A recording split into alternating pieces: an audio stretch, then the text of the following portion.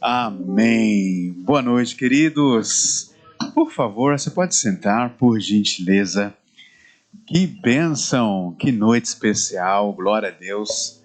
Glória a Deus pela sua vida, pastor Ediel, pastora. Que honra estar aqui com vocês hoje.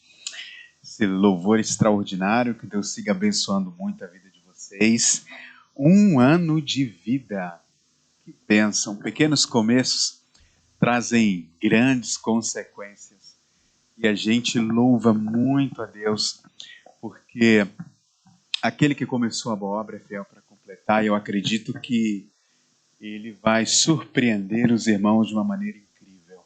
Costumo dizer que o primeiro ano é aquele ano onde a gente faz as adaptações, a gente troca o pneu com o carro em movimento, e aí as coisas vão se ajeitando, e aí de repente Deus vai trazendo direcionamentos, abrindo nossa mente, nossa visão, e aí, irmãos, eu creio que vocês viverão, vocês não imaginariam. Então, que Deus possa surpreender vocês com poder e graça. Queridos, eu não sou exatamente um pregador, eu gosto de conversar. Então, hoje nós vamos conversar sobre um texto riquíssimo das Escrituras. Se você puder abrir a sua Bíblia, por gentileza, em Mateus, capítulo 14, nós vamos ler a partir do versículo 22. Mateus, capítulo 14, a partir do versículo 22. Tenho o privilégio de estar com o Bernardo aqui, esse amigão que Deus nos deu. E o Bernardo é um grande líder na nossa igreja, líder de rede, e uma das redes mais frutíferas ali da nossa igreja. É um presente de Deus para nós. Deus proporcionou tê-lo aqui hoje com a gente. Mateus, capítulo 14, versículo 22. Gente, vocês são felizes? Que bênção! Então, olha, nessa nossa conversa aqui, expresse sua felicidade. À medida que Deus for falando com você, vai declarando aí, vai expressando o quanto essa palavra tem sido especial para você. Então vamos lá. Mateus capítulo 14, a partir do versículo 22, diz assim: Logo em seguida, ele, se referindo a Jesus, obrigou os seus discípulos a entrar no barco e ir para a frente dele, para o outro lado, enquanto ele despedia as multidões. Tendo mandado para casa, subiu para o monte para orar em particular. E ao anoitecer, ele estava ali sozinho. Enquanto isso, o barco estava muito longe, a muitos estádios da terra, sacudindo pelas ondas, porque o vento era contrário. Já na madrugada, Jesus foi com eles andando por sobre o mar. E ao verem andando por sobre o mar, os discípulos assustaram-se, dizendo: é um fantasma, e gritaram de medo. Jesus, porém, falou-lhes imediatamente: tende coragem, sou eu, não temais. Pedro lhe respondeu: Senhor, se és tu, manda-me ter contigo por sobre as águas. E ele disse: vem. Uau, isso aqui é uma palavra-chave. Ele disse: vem. Descendo do barco e andando por sobre as águas, Pedro foi ao encontro de Jesus. Mas ao perceber o vento, teve medo. E começando a afundar, gritou: salva-me, Senhor! E imediatamente Jesus estendeu a mão, segurou-lhe e lhe disse: homem de pequena fé, por que duvidastes? E logo que subiram para o barco, o vento cessou. Então os que estavam no barco adoraram, dizendo: verdadeiramente és filho de Deus. Amém. Vamos orar? Senhor, que tu possas nos ensinar hoje, que tu possas nos edificar, que nessa linda festa de comemoração de um ano desta igreja, o Senhor possa trazer aqui um direcionamento para nós. Porque quando o Senhor fala, tudo muda. Quando o Senhor fala, a motivação se renova. Quando o Senhor fala, as forças se renovam. Quando o Senhor fala, Senhor, as trevas se dissipam. Quando o Senhor fala, o inferno estremece. Então fala nesta noite. Encoraja-nos, ensina-nos. porque nós queremos olhar para Ti, somente para Ti, sabendo que Tu és o bom e perfeito Pai, e tudo que o Senhor faz é transformador. Portanto, Senhor, nos ensina hoje, edifica-nos hoje para a Tua glória, em nome de Jesus, amém, e graças a Deus. Queridos, eu sou apaixonado por livros, e o perfil de livros que mais gosto de ler são as biografias. Eu acredito que nos últimos anos eu tenha lido aí facilmente mais de 100 biografias. Eu amo estudar a vida de gente que dá certo, de gente que cresceram, de gente que influenciaram, de gente que tiveram seus ministérios prósperos, floresceram, e é muito bom a gente aprender com esses amados irmãos. Mas existe uma biografia que me chama particularmente muito a atenção. É de um pastor alemão, não é um cachorro, irmãos, é um pastor alemão. Um pastor alemão chamado Reinhard Bonk, ele já faleceu, já está na glória, ele faleceu em 2019, se não estou enganado. Mas a jornada de vida dele é muito interessante. Como eu falei, era um pastor que nasceu na Alemanha, fez o seu seminário na Inglaterra, e da Inglaterra foi enviado como missionário para Lesoto, na Nigéria. Lá, meus irmãos, ele ficou 7 anos. Fala comigo. Queridos, 7 anos pastoreando uma igreja de 5 membros. Quem é pastor, quem é líder de GV, sabe o quanto isso incomoda. Imagine só, 7 anos, sair do seu país, sair do seu ambiente familiar, sair do conforto da sua nação, do seu lar, para atravessar o oceano, responder ao chamado do Senhor, e lá passar 7 anos, gente, pastoreando uma igreja de 5 pessoas. E um dia, Reinhard Bonk, ele precisava de $30 para pagar o aluguel da igreja. E ele não tinha esses $30. Então ele entrou para o templo, se ajoelhou. O templo era de terra batida. Então ele se ajoelhou lá naquela terra e orou a Deus dizendo: Jesus, eu preciso de $30 para pagar o aluguel aqui da missão. Naquele momento, queridos, ele afirma ter ouvido a voz de Deus. Ele teve uma experiência pessoal onde ele afirma ter ouvido a voz de Deus dizendo: Reinhard, você quer $1 milhão? Quantos aqui não queria ouvir Deus falar isso, irmãos? Uau! Fala comigo. E aí Reinhard ouviu aquela voz.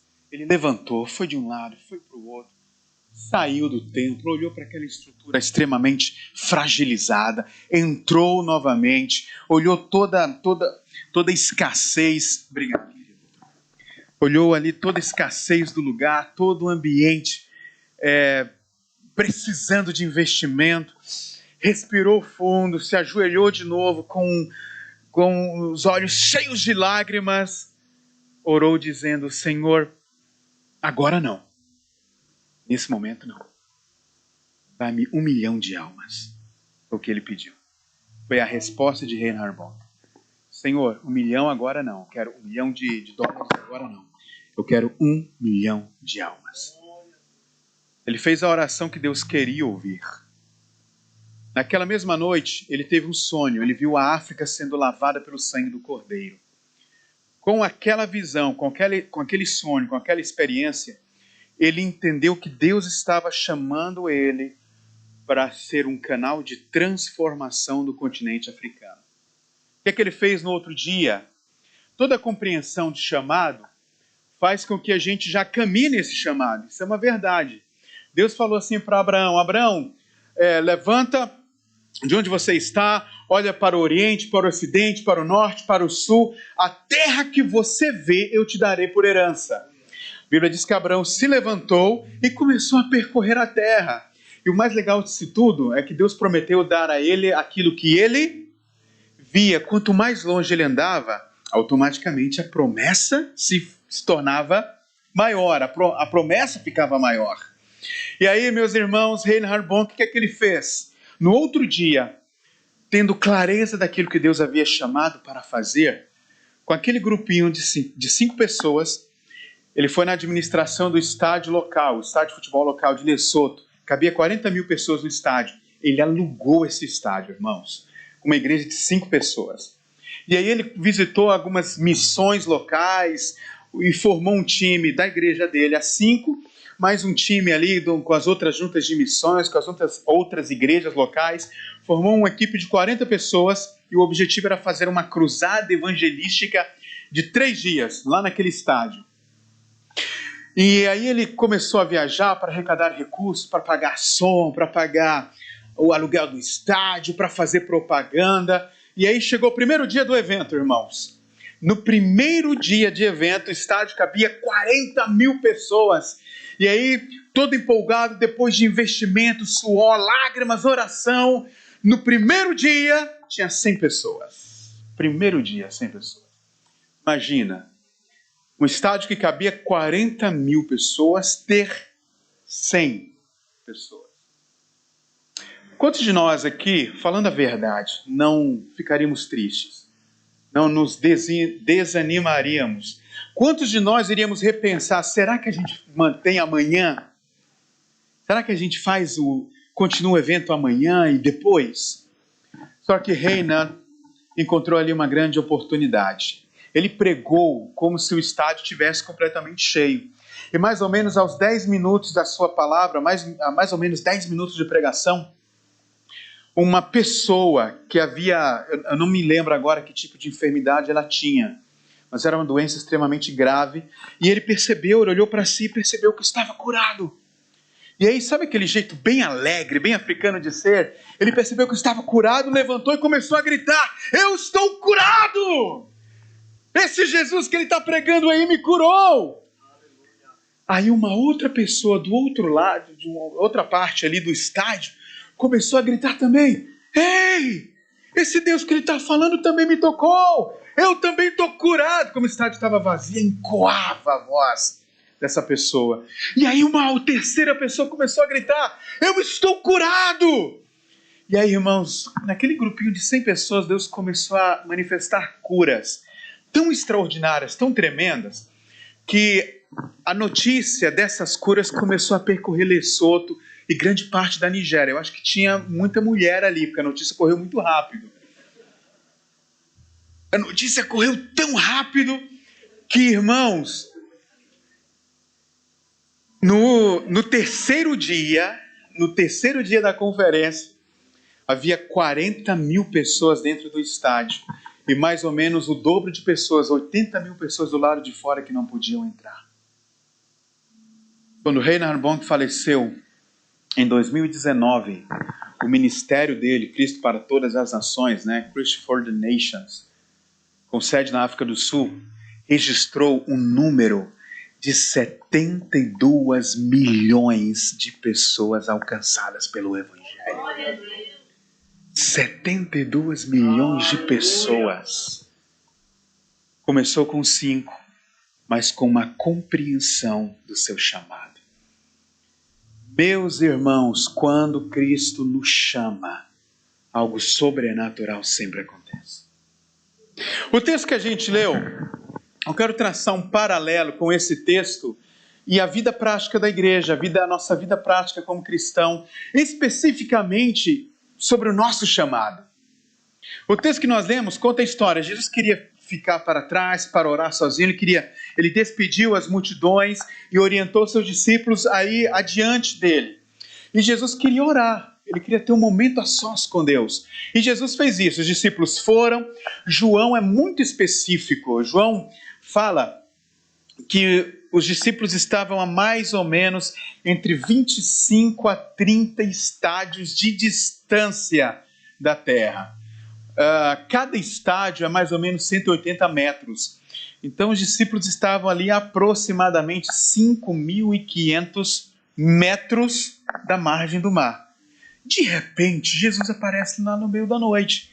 E aí, naturalmente, imagina, 5.500 metros à margem do mar adentro, no meio da madrugada, forte chuva, fortes ventos. E aí, de repente, olha para o meio do nada, vê um homem de branco caminhando por sobre as águas. O que aconteceu? Qual foi a reação natural dos discípulos? É um fantasma! Eles começaram a gritar de medo. Mas Jesus logo acalma o coração deles e diz assim: sou eu, Jesus. E aí aconteceu algo extraordinário. Pedro disse assim: Senhor, se és tu mesmo, manda-me ir ter contigo por sobre as águas. Gente, nós precisamos ter esse nível de ousadia. Nós precisamos ter essa coragem. Nós precisamos desejar algo mais. Só quem experimenta algo mais é quem deseja. Sabe por que muitos não vivem algo mais? Porque se contenta ficar ali no barco. Mas experiências maiores, experiências extraordinárias, é para quem deseja sair do barco e viver esse sobrenatural. Foi exatamente o que Pedro desejou. E aí, quando Pedro expressou o seu desejo, Cristo fez um chamado. Jesus disse: vem. Isso significa literalmente um chamado. E aí, meus irmãos, a partir deste ponto eu quero falar para 3 grupos de pessoas aqui. Quero separar aqui esta ministração para 3 grupos de pessoas. O primeiro grupo de pessoas é aquele que tem ouvido Deus dizendo vem. É aquele primeiro grupo de pessoas, faz parte daquele grupo que sabe que Deus está chamando. Sabe que Deus tem um plano, sabe que Deus quer manifestar uma realidade sobrenatural, mas não saiu do barco ainda. Ainda está dentro do barco. Está ouvindo Jesus dizendo: vem, sai, prova daquilo que eu quero fazer, prova daquilo que eu posso fazer. Venha viver algo mais, venha viver algo que a maioria não consegue viver. Venha experimentar algo que a maioria não prefere viver.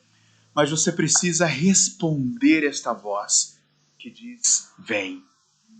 O primeiro grupo de pessoas que eu quero me referir hoje é esse grupo que tem ouvido Deus dizer vem, mas ainda não saiu do barco. Ainda não teve a coragem de sair do barco. Pensa comigo, gente. A Bíblia diz que havia ali fortes chuvas, o vento era contrário. A Bíblia enfatiza que as ondas da água açoitavam o barco, vinham com ímpeto no barco. E foi nesse cenário de turbulência, foi nesse ambiente de fortes ondas, de ventos contrários, de ondas açoitando o barco, que Jesus fez o chamado para Pedro. Foi nesse ambiente de maior agitação, foi nesse cenário, no pior cenário possível, foi que Deus olhou para Pedro e disse: vem, pode sair. A Bíblia diz que Pedro saiu do barco.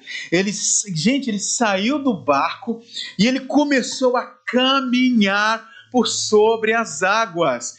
Queridos, ali não era truque nem de Chris Angel, nem do David Copperfield, nem do Mr. M. Ali, irmãos, foi uma ação sobrenatural de Deus sustentando Pedro fora do barco. Queridos, ele andou por sobre as águas. Era como se a mão do próprio Deus estivesse sustentando ele ali. A água ficou densa, não sei se a água ficou densa o suficiente para aguentar o peso de Pedro, ou o Pedro ficou leve demais. A física não explica, milagre é isso. Os milagres é quando leis naturais são contrariadas, leis da física, da química, da biologia, da física são contrariadas, e ali uma lei natural foi contrariada. Pedro começou a andar por sobre as águas. Por quê, gente? Porque experiências sobrenaturais são para aqueles que saem do barco. Mas infelizmente a maioria fica dentro. A maioria das pessoas observam o mover de Deus, mas não quer fazer parte dele. A maioria das pessoas se contentam em estar nesse lugar relativamente seguro. A maioria das pessoas olha para o barco e fala: olha, está tudo bem aqui. Se eu sair daqui, eu vou ter novos compromissos. Se eu sair daqui, eu vou ter que assumir, novas responsabilidades. Se eu sair daqui, minha vida não vai ficar muito agitada. Eu olho para ali, as ondas estão fortes, está chovendo, eu estou aqui dentro, estou molhado, mas pelo menos estou no barco. Eu prefiro ficar aqui. E normalmente essas pessoas são aqueles que não têm um testemunho para contar.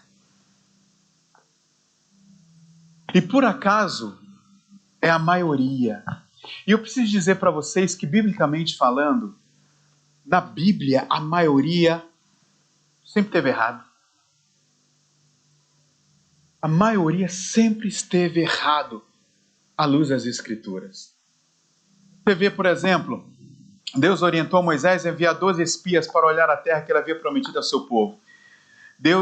Moisés levantou 12 e enviou. Chegou lá, eles olharam a terra, ficaram espantados com a beleza, mas tinham gigantes lá. E aí voltaram para Moisés e a maioria esmagadora, 10 dos 12, a maioria esmagadora, olharam para Moisés e falaram assim: ô Moisés, a terra é muito boa, mana leite e mel, tem cachos de uva lá, que é necessário 4 homens para carregar esse cacho, é top, que promessa Deus fez para você. Mas, Moisés, eu vou falar o que penso. Eu falo muito isso lá na nossa igreja no Porto. Eu tenho uma certa resistência com aqueles irmãos que batem no peito e falam assim: eu falo o que penso. Dia 18 agora de dezembro eu vou fazer 20 anos de ministério pastoral, gente. E ao longo desses 20 anos de ministério pastoral, uma das coisas que eu mais observei, que eu mais vi, foi pessoas que gostam de falar o que pensam, enterrando, matando o ministério de outras pessoas. Às vezes o irmãozinho projetou, sonhou, colocou num papel um projeto ministerial, trouxe para a igreja para mostrar para o pastor. Mas antes de mostrar para o pastor, mostrou para o irmão. O irmão olhou assim e falou: olha, que projeto legal, é muito bom, mas eu vou falar o que penso. Eu acho que o pastor não vai gostar, não. Eu acho que não é o momento. E aí, gente, essa pessoa que falava o que pensa se tornou um assassino de um projeto ministerial. Como eu vi isso ao longo desses anos. Mas Deus não nos chamou para falar o que a gente pensa. A Bíblia diz que o Senhor não vê como o homem vê. A Bíblia nos ensina que o coração do homem é enganoso. Por mais bem intencionado que você esteja, teu coração continua enganoso. Por mais bem intencionado tenham sido as suas palavras, o teu coração continua enganoso. A Bíblia também vai dizer que os caminhos do Senhor são maiores do que os nossos caminhos. E os pensamentos do Senhor são maiores do que os nossos pensamentos. Então não cabe a gente falar o que a gente pensa. Cabe a gente falar o que Ele pensa. E às vezes o que Deus pensa foge da perspectiva da maioria. Às vezes o que a gente pensa se alinha, às vezes o pensamento humano se alinha ao pensamento da maioria que só age como espectador. E aí perde a oportunidade de viver o extraordinário, de sair do barco e começar a andar por sobre as águas. Cristo fez um chamado para Pedro: vem. Mas, meus irmãos, a manifestação sobrenatural de Deus está reservado para aqueles que saem do barco. Não para aqueles que ficam no barco, mas para aqueles que ouvem a voz. Não entende bem o que vai acontecer. E a fé é isso. A fé não te permite compreender com exatidão o que vai acontecer. A fé, ela te impulsiona a ir. A fé é Deus dizendo: vem, sai do barco. Está chovendo, as ondas são contrárias, você está a 5.500 metros da margem da areia, da margem segura. Mas a única palavra que você consegue obedecer é o vem.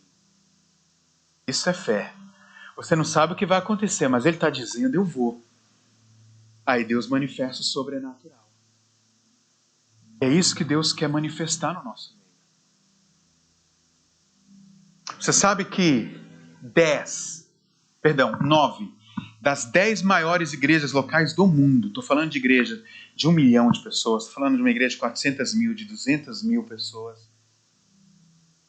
9 das 10 começaram com grupos de menos de 10 pessoas. Olha para a igreja do Evangelho Pleno em Seul. Foi pastoreada há muitos anos por David Young Cho. Foi durante muitos anos a maior igreja local do mundo com 1 milhão de membros. Hoje já tem igrejas maiores na Nigéria. Mas durante muitos anos a igreja de David Young Cho foi a maior igreja local do mundo. 1 milhão de pessoas. Sabe como essa igreja começou? Com 5 pessoas numa tenda em um cemitério. Teria ambiente pior do que esse? 5 pessoas. Não, e o pior de tudo, 5 pessoas, uma delas era a sogra dele.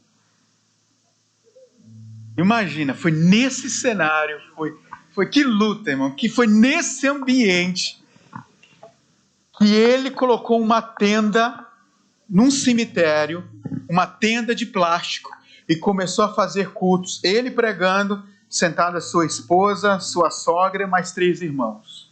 Assim começou a igreja do Evangelho Pleno em Seul. Ele não entendia o que ia acontecer, mas ele saiu do barco.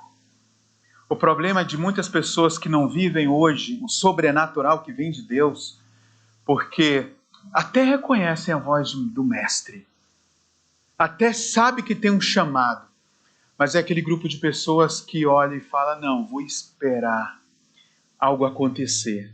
São aqueles que esperam os outros, são aqueles que esperam uma resposta. Ah, vou esperar Deus falar comigo. Irmãos, o chamado já aconteceu. Quantas vezes ele tem que falar para você? O chamado já aconteceu. Todas as vezes que o pastor Ediel sobe aqui com a Bíblia e te traz uma mensagem, é Deus chamando você para algo. Aleluia. Mas aí você prefere ficar no barco. Não, não é o momento, não é a realidade, não é a situação agora. Ah, estou esperando uma resposta, estou esperando um posicionamento e o tempo está passando e eu preciso te dizer, irmãos, Deus não vai esperar você. Desculpa te falar isso, mas Deus não vai te esperar. Se você não sair do barco, o outro vai sair no seu lugar. Aí você, ao invés de viver a experiência de andar sobre as águas, vai ficar onde a maioria está, vivendo de milagres dos outros. Vivendo das experiências dos outros. Vivendo dos testemunhos dos outros. E eu preciso te dizer, gente, não é isso que Deus tem para você. Não é isso que Ele quer para você. Ele quer que você viva o sobrenatural que vem da parte dEle. Mas para isso, meus irmãos, saia do barco. Deus está te dizendo assim, vem para o ministério, vem servir na igreja, vem cuidar do kids, vem cuidar da técnica, vem ministrar o louvor, vem ser líder de GV. Ele está te chamando, mas você ainda não saiu, você ainda está lá no seu barco. E aí, meu irmão, você vai ver os outros crescendo, você vai ver os outros florescendo, você vai ver as pessoas produzindo frutos, gerando novos discípulos, crescendo, supervisionando, cuidando de gente. E você vai ficar no mesmo lugar. Aí no final, você sai da posição de chamado e entra na posição da crítica ou do vitimismo. Aí no final você vai culpar todo mundo porque você permaneceu no mesmo lugar. Eu preciso te dizer, gente, você quer viver o sobrenatural de Deus? Saia do barco. Decida sair do barco. E eu volto a te dizer, a fé não vai te explicar os detalhes que vai acontecer. Jesus não olhou para Pedro e falou, Pedro, vem, porque quando você sair, Deus vai colocar a mão ali e você não vai afundar. Jesus não explicou como seria, ele só disse, vem. Talvez você está querendo informação demais para fazer o que Deus está te chamando para fazer. Quando, na verdade, a única coisa que Ele quer que você faça é sair do barco. E o resto Ele vai fazer. Então, o primeiro grupo de pessoas que eu estou falando aqui é esse grupo de pessoas que tem ouvido Deus dizendo, vem, sai do barco, faça as coisas acontecerem, mas permanece lá. Eu preciso te dizer, Deus esta noite está te chamando para sair do barco. Mas existe um segundo grupo de pessoas. Aqueles que já saíram do barco. A Bíblia diz que Pedro ouviu a voz de Jesus, saiu do barco e começou a andar por sobre as águas. De repente, irmãos, A Bíblia diz que ele começou a reparar a força do vento. Quando ele tirou os olhos de Jesus, quando ele tirou os olhos daquele que o chamou, ele começou a reparar a força do vento. Nesse momento, ele começou a afundar, porque ele tirou os olhos de quem o chamou. Hoje, existem o segundo grupo de pessoas, é aquele que ouviu Deus chamando, saiu do barco, está vivendo o sobrenatural, está vivendo o chamado, está vivendo o ministério. Mas aí vieram os ventos da incerteza, do medo, da insegurança. E aí você tirou os olhos daquele que te chamou e começou a reparar a força do vento. Aí você ficou no meio do caminho. Aí você perdeu a experiência. Aí você perdeu a oportunidade de viver aquilo que a maioria não estava vivendo. Você começou a afundar, porque você tirou os olhos daquele que te chamou e começou a olhar para a crítica dos outros.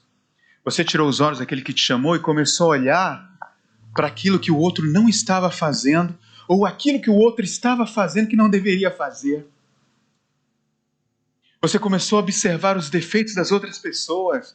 Você começou a achar que você não tem oportunidade. Você começou, um monte de situação começou a pairar sobre a tua mente. Mas você tirou os olhos daquele que te chamou. Quantos líderes desistem de suas lideranças? Quantos ministros têm desistido dos seus ministérios? Quantos pastores têm aberto mão de seus ministérios? Porque tiraram os olhos de Jesus e começaram a observar a força dos ventos. Eu posso ser franco com vocês? Está difícil a situação? Vai piorar. Dias piores virão. Muitos anos atrás eu li um livro do Max Lucado, o título do livro era Dias Melhores Virão. Mas agora, olhando com perspectiva mais madura das Escrituras, eu preciso te dizer, gente, dias difíceis vão vir.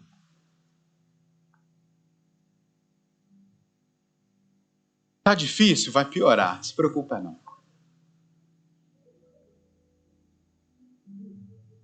Vai piorar, minha irmã, acredite. Deixa eu falar uma coisa para vocês. Quando a gente olha para a Bíblia, eu lembro de Atos capítulo 16, de 16 a 25, 26. Quando a Bíblia fala que Paulo e Silas estavam ali numa série de reuniões de oração, andando pelas ruas, anunciando a Jesus. E no meio daquele grupo que seguia Paulo e Silas, havia uma mulher com espírito de adivinhação, um demônio. No original grego falava de um espírito de Piton, que era uma figura mitológica grega da revelação. E aí, meus irmãos, aquela mulher, e olha só que situação, aquela mulher falava o seguinte: estes homens, mulher possessa por espíritos malignos, ela dizia o seguinte: estes homens, se referindo a Paulo e Silas, são servos do Deus Altíssimo. E as palavras que saem da boca deles são palavras de salvação. Foi a primeira vez que o diabo estava falando a verdade. Porque eles verdadeiramente eram homens de Deus e a palavra que eles estavam pregando eram palavras de salvação. Só que aquele espírito maligno estava tirando a ênfase da glória de Deus e colocando em Paulo e Silas. Estes homens, não era ele, é estes homens. E isso gerou, eu gosto da expressão que Lucas escreveu quando estava narrando esse fato. A Bíblia diz que Paulo, indignado, é essa expressão que ele usa, indignação, Paulo já indignado, voltou-se para aquela mulher e expulsou aquele espírito. Ele fez alguma coisa de errado? Sim ou não, gente? Ele não fez absolutamente nada de errado. Mas mesmo assim, aquela mulher era uma escrava e seus donos ganhavam dinheiro com as suas adivinhações. Qual foi o resultado disso? Aquela mulher foi para os seus donos. A Bíblia diz que os donos daquela mulher agarraram Paulo e Silas, levaram à presença das autoridades e lá mentiram contra eles. Eles fizeram alguma coisa de errado? Não. Mas mesmo fazendo tudo o que era certo, eles não ficaram isentos da mentira. Depois eles foram levados à praça pública, rasgaram suas roupas, não ficaram isentos da vergonha. E lá bateram neles, açoitaram eles em praça pública, não ficaram isentos da dor. E como se não bastasse, foram jogados no cárcere inferior. É o que a gente conhece hoje como a solitária. Um lugar extremamente frio, úmido, escuro. Mentira, injustiça, vergonha, dor. Mas eles não fizeram nada de errado. Tudo isso nos ensina que por mais correto que você andar, mais problema você vai ter. Essa é a verdade da vida cristã. Quer ver uma outra afirmação bíblica? Você sabe o que aconteceu no final desse texto. Eles permaneceram fiéis. No versículo 25, fala que por volta da meia-noite, Paulo e Silas oraram e cantaram louvores a Deus. De repente houve um tamanho terremoto que sacudiu os alicerces da prisão. E a Bíblia diz que todas as cadeias se quebraram e todas as portas se abriram. Você permanece fiel no meio de injustiça, no meio da vergonha, no meio da dor, no meio do caos moral. Deus sempre vai fazer o chão tremer e agora manifestar a seu favor. Mas eu lembro também de um outro texto, está lá em João capítulo 17, quando Jesus ora a Deus acerca dos seus discípulos, dizendo assim: Senhor, eu vos dei a sua palavra, mas o mundo os rejeitou, porque eles não são desse mundo, como eu também não sou. Quem tem a palavra de Deus também tem a rejeição do mundo. Quem tem a palavra de Deus, quem vive a palavra de Deus, também tem a rejeição do mundo. Então, gente, nós estamos em guerra, não se iluda. O problema na vida cristã não é a falta de problema. Na verdade, se tudo está bem, está errado. Essa é a matemática da vida cristã. Está tudo bem com você? Está tudo em paz na tua vida? Está tudo em paz aí no teu ministério, na tua casa? Está tudo tranquilo no teu trabalho? Tem alguma coisa, você não saiu do barco. Coisa errada aí. Mas deixa eu te falar uma coisa, gente. Eu tive o privilégio de conhecer um homem de Deus em 2009. Estava em Rotterdam, na Holanda. E nós estávamos participando de uma conferência teológica e no segundo dia de conferência encontrei um grande amigo meu, pastor Stephen Petter. Ele era um pastor alemão que havia pastoreado uma igreja lá em São Paulo, a Igreja Batista do Calvário. E eu conheci ele de São Paulo e eu reencontrei ele ali na Holanda. E a gente se encontrou no saguão do hotel, fiquei muito feliz. E a gente começou a conversar e ele olhou para mim e falou: André, eu estou aqui porque eu estou acompanhando um grande amigo meu, um pastor alemão de 93 anos. E ele começou a me contar a história desse pastor. Ele havia sido missionário aqui na época da chamada Europa comunista, na chamada Cortina de Ferro. Ele ficou preso num campo de concentração por 2 anos na Romênia. Ele, sua esposa e seus filhos trabalhavam, passaram esses 2 anos em um trabalho forçado no campo de concentração da Romênia. E a história dele é o seguinte: houve aquele romper de um avivamento na Romênia no final dos anos 90, final da década de 80, início dos anos 90. Mais especificamente em 25 de dezembro de 1989.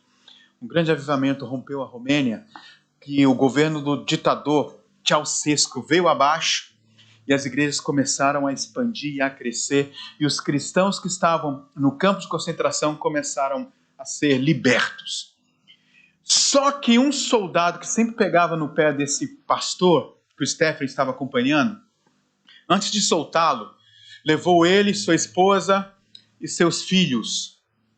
E aí, irmãos, amarrou ele num tronco e amarrou seus filhos e esposa num outro tronco de uma outra árvore. E os soldados mataram sua esposa e seus 2 filhos. Depois perfuraram os olhos dele para que aquela fosse a última imagem de sua vida. Tem noção do que é isso, gente? Quando o Steph me contava sobre esse homem, eu falei: Steph, deixa eu conhecê-lo.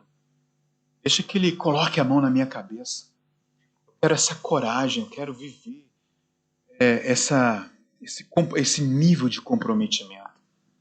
Porque por muito menos, provavelmente, eu teria desistido do ministério. Vamos no quarto do Stephen. Quando o Stephen abre a porta do quarto, está aquele senhorzinho de joelhos, com o rosto no chão, ele estava orando ao Senhor. Eu entrei no quarto esperando ele acabar de orar, mas ele não terminava a sua oração. É a primeira vez que eu estava torcendo para alguém parar de orar e ele não parava a sua oração. Eu disse: Steph, eu vou para o meu quarto, daqui a pouco eu volto, você me apresenta ele. Gente, eu fui para o meu quarto, descansei um pouco, tomei um banho, me arrumei para a ministração da noite. Antes de sair, fui no quarto de Stephen. Bato na porta, Stephen abre a porta com um sorrisinho de canto e fala: olha, ele está orando ainda. Um senhorzinho de 93 anos de idade. Eu entrei no quarto e ele não parava de orar. Só que eu comecei a reparar, gente, que ele falava as mesmas coisas. Eu não sei pronunciar para você, mas teve uma hora que eu falei: Stephen, ele está dizendo, parece que ele está repetindo aqui as mesmas coisas. Steph olhou para mim e falou assim: André, já tem um bom tempo que ele está fazendo a seguinte oração. Escute só, abre aspas. Senhor, eu estou frágil como o pó da terra, mas se quiserdes, ainda pode me usar. Eu não falei com aquele homem, nunca mais o vi, nunca mais falei com Stephen. Isso aconteceu em 2009. Provavelmente ele já esteja na glória. Mas aquilo foi um soco no meu estômago, irmãos. Porque eu estou falando de um homem de 93 anos, mais de 70 anos de vida missionária. Perder, por amor ao ministério, sua esposa e seus filhos. Perder sua saúde porque seus olhos foram perfurados. E chegar aos 93 anos e dizer: Senhor, estou frágil, estou cansado, mas eu estou aqui, pode me usar. Por que eu estou te dizendo essas coisas? Porque talvez você esteja nesse momento fora do barco. Talvez a vida ministerial esteja difícil. Talvez as coisas não estejam como você esperava. Talvez você esteja lutando e parece que as coisas não saem do lugar. Mas eu preciso dizer para vocês, vai valer a pena ir até o fim. Porque Deus não te chamou para ficar pela metade de nada.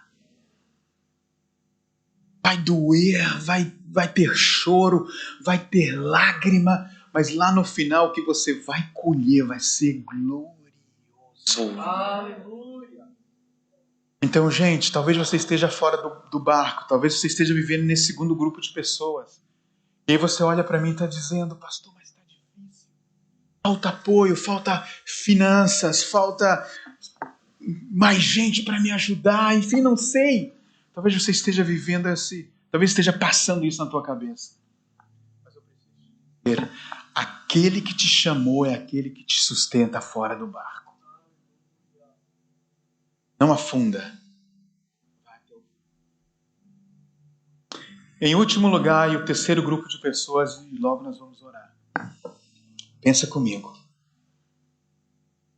O primeiro grupo de pessoas é aqueles que Deus tem chamado, mas você tem resistido, você permanece no barco. O segundo grupo de pessoas é aqueles que estão fora do barco. Para esse segundo grupo de pessoas eu estou dizendo, vai ser difícil, vai ser doloroso, mas vai valer a experiência. Continua, não desista. Mas tem um terceiro grupo de pessoas. Aqueles que saíram do barco e afundaram. Sabe o que Pedro fez? Ele gritou bem alto dizendo: Jesus, salva-me! Sabe o que é legal? A Bíblia diz que prontamente,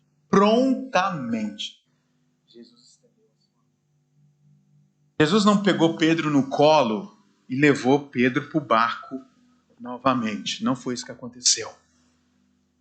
Jesus estendeu a mão e ele restaurou aquela experiência de Pedro. Juntos foram para o barco. Quem é esse terceiro grupo de pessoas? Aqueles que um dia responderam o chamado, saíram do barco, andaram por sobre as águas, mas vieram todos esses ventos da incerteza, das lutas, dos medos, da falta de apoio, da falta de recursos, da falta de um monte de coisa, e ficou no meio do caminho. Mas a grande notícia da noite é: Deus está com as mãos estendidas para restaurar o teu ministério. Deus está com as mãos estendidas para restaurar a sua experiência. Deixa eu encerrar te compartilhando uma experiência de uma grande mulher de Deus. Eu tive o privilégio de conhecer ela alguns anos atrás. O nome dela é Teresia Wairimu. Ela é do Quênia. Deixa eu te contar a história dela. Teresia era casada, tinha um marido, e ela servia na igreja local dela em Nairobi. Lá, o marido dela conheceu uma moça mais jovem na igreja, acabou desenvolvendo um relacionamento com essa moça, um relacionamento extraconjugal, e deixou a irmã Teresia para viver com essa mulher. Pelo fato desse divórcio ter acontecido, em decorrência da traição do marido, ela começou a sofrer rejeição na igreja. Igreja de princípios muito radicais. Olha, você agora é uma mulher divorciada, você não pode servir na igreja. Você agora é uma mulher divorciada, você não pode mais estar ser vista servindo aqui na igreja, porque não vai pegar bem para a igreja. O que os irmãos vão pensar? Ela começou a ficar rejeitada, começou a ficar cada vez mais distante. Um dia ela estava voltando da igreja para sua casa, muito triste, muito abalada, e ela, nesse caminho de volta, ela encontrou um grupo de amigas que estavam conversando e convidou essas amigas para orar. E essas amigas oraram de uma forma tão profunda que elas decidiram marcar uma reunião de oração na semana seguinte. Veio a semana seguinte, vieram 12 mulheres. E aí Deus operou de uma forma tão especial que marcaram uma reunião de oração para a semana seguinte. Vieram 55 mulheres. E aí marcaram uma quarta reunião de oração. Vieram mais de 200 mulheres. E essas mulheres começaram a se reunir para orar. Não era uma igreja. A irmã Teresia não estava abrindo uma igreja. Ela estava conduzindo uma reunião de oração, envolvendo mulheres que oravam pelas suas casas, pelos seus pastores, pelas suas igrejas, pelo governo, pelas suas cidades. E essa reunião só vinha crescendo. E os pastores das igrejas locais começaram a proibir os seus membros de ir nas reuniões de oração da irmã Teresia, porque se tratava de uma mulher divorciada. Mas as reuniões delas só cresciam, começaram a crescer. Um dia, elas alugaram o centro de conversões de Nairobi. No centro de Nairobi, cabiam, se eu não estou enganado, 2.000 mulheres. Foram 5.000 mulheres. Hoje, a irmã Teresia coordena um projeto de oração, uma vez por mês, envolvendo mulheres de toda a África. Ela reúne uma vez por mês no Parque Central de Nairobi cerca de 30.000 mulheres. E reúnem de joelhos, orando aproximadamente 8 a 10 horas. Milha pelas suas igrejas. Deixa eu te falar uma coisa. A notícia do que Deus estava fazendo através da irmã Teresia caiu nos ouvidos desse pastor Reinhard Bonk, que eu falei no início da mensagem. Mas agora ele não estava mais naquele lugar pequeno, frágil, de igreja de terra batida. Ele estava num ministério multimilionário, milhões e milhões de pessoas alcançadas pelo Evangelho. Ele estava lá no seu escritório, na cidade do Cabo, na África do Sul. E aí no seu escritório, agora, com tudo do bom e do melhor, ele, ouvindo as notícias da irmã Teresia, ele decide orar a Deus dizendo: Senhor, eu não te entendo. Definitivamente eu não te compreendo. Nós temos os obreiros mais bem preparados do mundo. Os nossos intercessores são os que mais oram no mundo hoje. As nossas intercessoras oram 10 a 12 horas todos os dias. Por que, Senhor, tu fostes levantar uma mulher divorciada para uma obra tão grande no Quênia? Bom que afirma que a presença de Deus tomou conta do seu escritório de tal forma que ele não conseguiu ficar de pé. Ele se ajoelhou. Na verdade, se lançou ao chão, com o rosto no chão. Ele afirma ter ouvido audivelmente, literalmente, a voz de Deus dizendo: reina. Eu levantei a irmã Teresia para mostrar ao mundo que eu transformo vasos quebrados em vasos de honra. E é isso que Deus faz. Ele está pronto para restaurar teu ministério.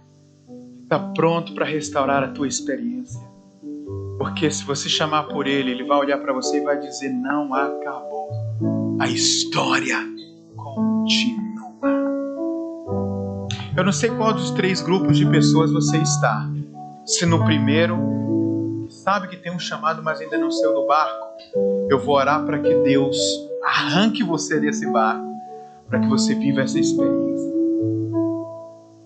Talvez você seja aquele que esteja no barco, esteja fora, mas olha, os ventos estão fortes, está difícil, está doloroso. Eu vou orar para que você continue firme, porque lá no final vai valer a pena. Mas de repente você faça parte do 3º grupo, você já experimentou tudo isso. Já saiu do barco, já andou no sobrenatural, mas afundou. E agora você não sabe o que fazer. Vamos orar? Você pode se colocar em pé? Porque tudo isso é só o começo de algo que o Senhor fará no meio de vocês.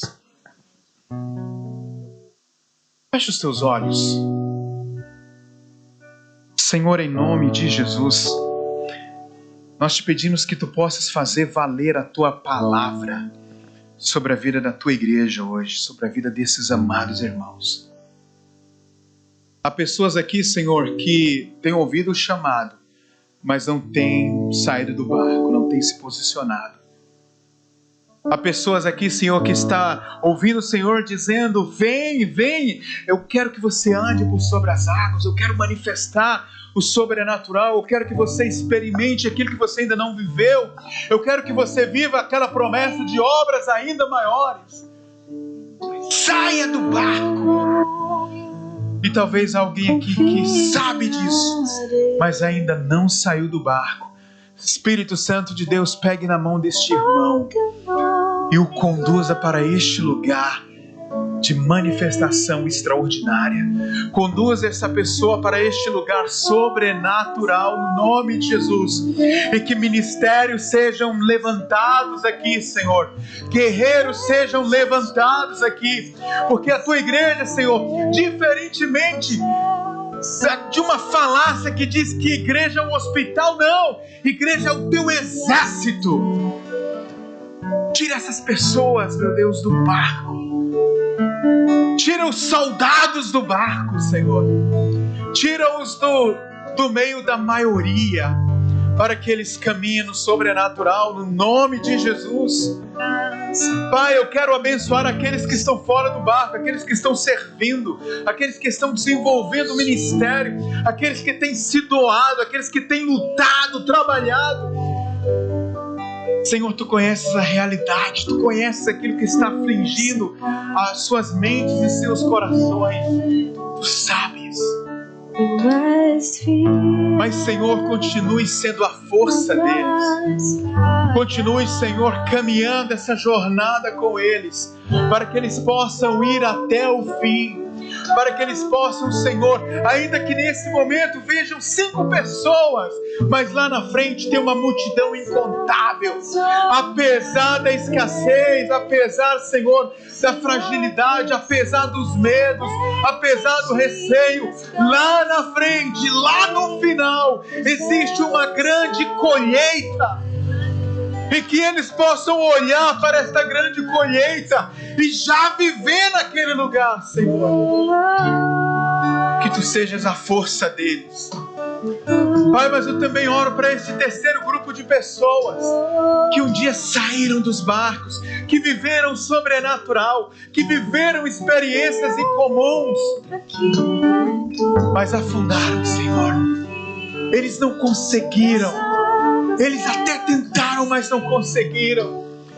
Senhor, estenda as suas mãos e resgata esses ministérios, restaure a experiência, restaure a vida, restaure o fôlego, a motivação, o ânimo, para que eles experimentem, Senhor, esta tua promessa de obras ainda maiores.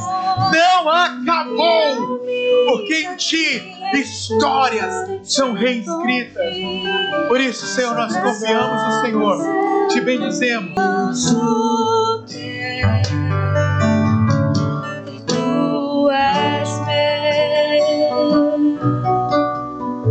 Aleluias, que palavra maravilhosa, irmãos.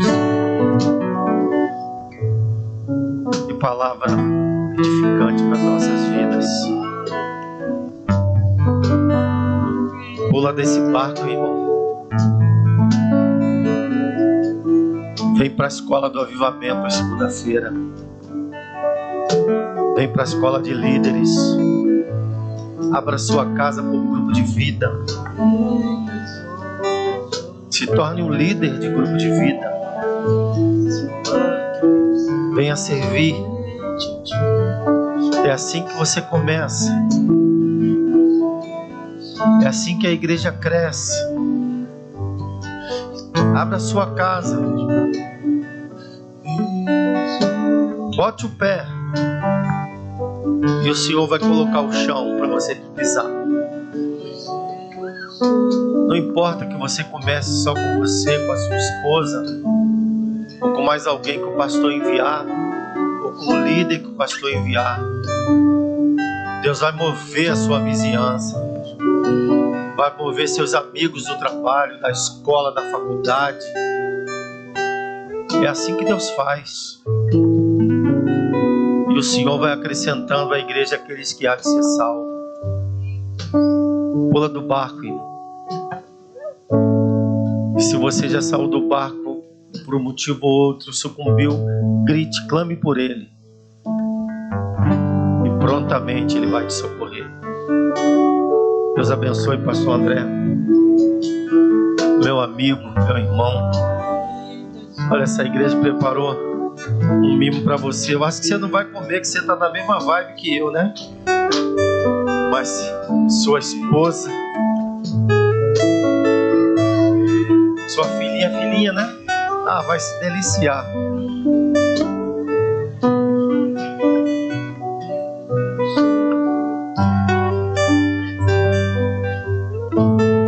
Irmãos, eu cheguei do Brasil. E uma das coisas que eu falei para minha esposa, para a pastora Eliane, lá em casa, eu falei, fica aqui, pastor. E eu falei para ela assim, amor, eu chamei o pastor André Chalite para pregar no culto de sábado aqui.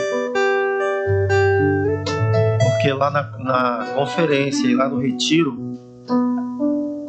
eu senti no meu coração que eu devia me aproximar mais. Que do Porto, e o Porto devia se aproximar mais de Coimbra. A gente está a 1h um do outro, 1h20 um do outro, e a gente precisa interagir mais. E às vezes a gente corre tanto, tem tanta coisa para fazer. Então não estranhe, pastor, se qualquer hora dessa parar um monte de carro lá. Esse povo aqui é meio doido. Não falei para você? A gente vai fazer umas surpresas lá, vamos chegar caravana, vamos aprender, vamos ver o que está acontecendo lá, né? Porque a gente precisa pegar essa unção. Falei pro pastor Rui isso. Então, pastor, quando puder, atravessa a Macedônia e vem nos ajudar. O pastor Abraão acabou de chegar com a família. Seja bem-vindo, meus amigos, meus queridos. Olha, amanhã estará o pastor André Oliveira aqui de Lisboa. Nosso culto começa às 10h30 da manhã. Vocês sabem disso. Traga um visitante. E que Deus abençoe você. Obrigado por ter vindo. E que o Senhor te abençoe e te guarde. Que o Senhor faça resplandecer o seu rosto sobre ti. Que o Senhor tenha misericórdia de ti. Que o Senhor sobre ti levante o teu rosto, que Ele te dê a paz, e que esta paz que excede todo entendimento, guarde o seu corpo, guarde a sua alma, e que o Senhor guarde a sua entrada e a sua saída, desde agora e para sempre. Amém. Deus te abençoe, irmãos. Até amanhã. Aplauda ao Senhor. Olha, tem um cafezinho ali no lounge, tem uma lembrancinha ali na saída, tem um cafezinho, e amanhã tem bolo, viu, gente? Deus abençoe. Obrigado, Bernardo. Manda meu abraço para Ruth, para sua família. Manda um abraço para